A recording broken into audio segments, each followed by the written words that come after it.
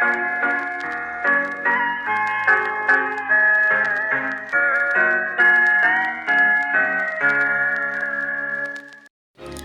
teman-teman semua, gak kerasa nih pembahasan kita udah sampai part 4.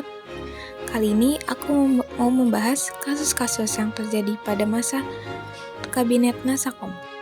Kabinet Nasakom yang awalnya dibentuk untuk tujuan menciptakan stabilitas politik di tengah sosial dan ekonomi yang tidak menentu.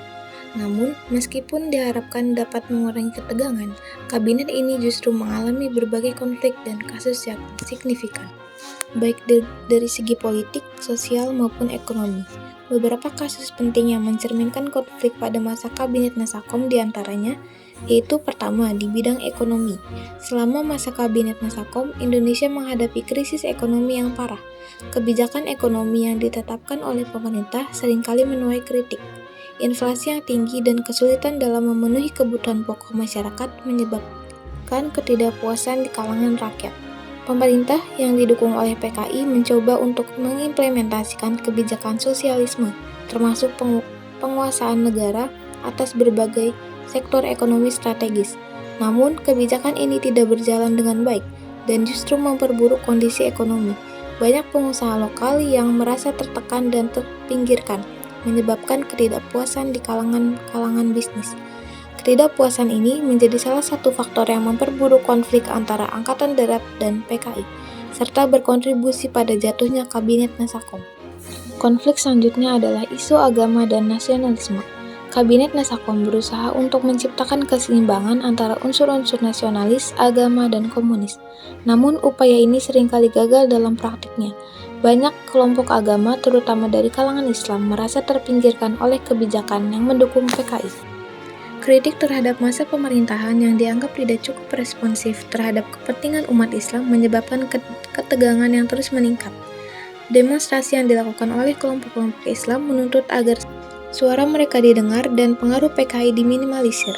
Ketegangan ini berujung pada penggalan kekuatan politik yang baru berusaha menggeser kekuasaan Nasakom yang semakin melemah seiring dengan meningkatnya ketidakpuasan publik. Salah satu konflik yang paling mencolok adalah ketegangan antara Angkatan Darat dan Partai Komunis Indonesia atau PKI. PKI pada masa itu mengalami pertumbuhan yang pesat dan mulai mendapatkan pengaruh yang besar dalam pemerintahan. Hal ini membuat Angkatan Darat yang dipimpin oleh Jenderal Soeharto merasa terancam. Mereka melihat PKI sebagai ancaman terhadap stabilitas nasional dan keamanan negara. Ketegangan ini semakin meningkat dengan berbagai insiden, termasuk demonstrasi mahasiswa yang menuntut pengusiran PKI dari pemerintahan.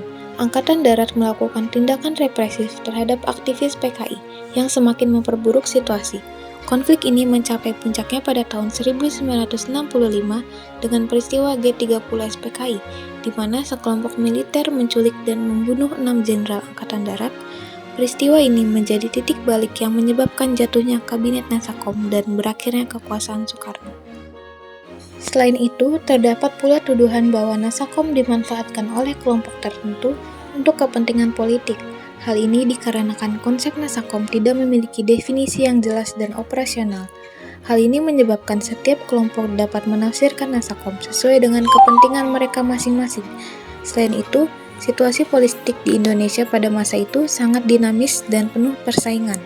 Setiap kelompok berusaha untuk memperkuat posisinya dan mendapatkan dukungan dari masyarakat. Nasakom menjadi alat yang strategis untuk mencapai tujuan tersebut. Pertentangan-pertentangan seperti inilah yang menunjukkan betapa pentingnya memiliki definisi yang jelas dan konsensus yang kuat dalam menerapkan suatu ideologi. Terdapat pula konflik ideologi antara blok Barat dan blok Timur dalam Perang Dingin, memberikan tekanan yang besar pada Indonesia.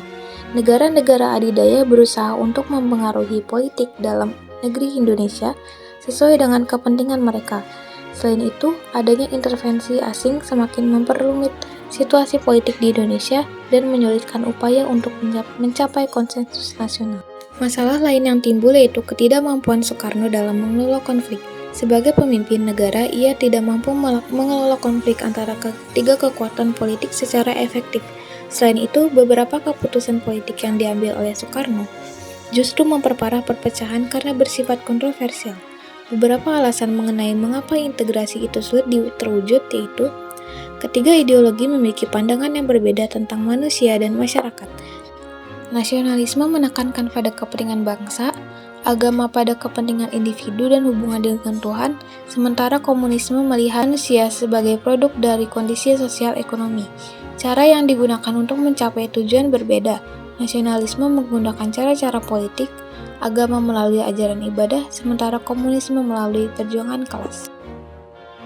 Secara keseluruhan, konflik pada masa Kabinet Nasakom mencerminkan ketidakstabilan politik yang disebabkan oleh pertarungan ideologi, ketidakpuasan ekonomi, dan rivalitas antara kekuatan militer dan partai-partai politik.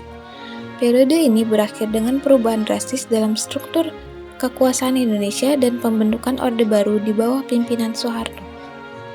Segitu saja pembahasan pada hari ini, sampai bertemu pada part selanjutnya. Terima kasih.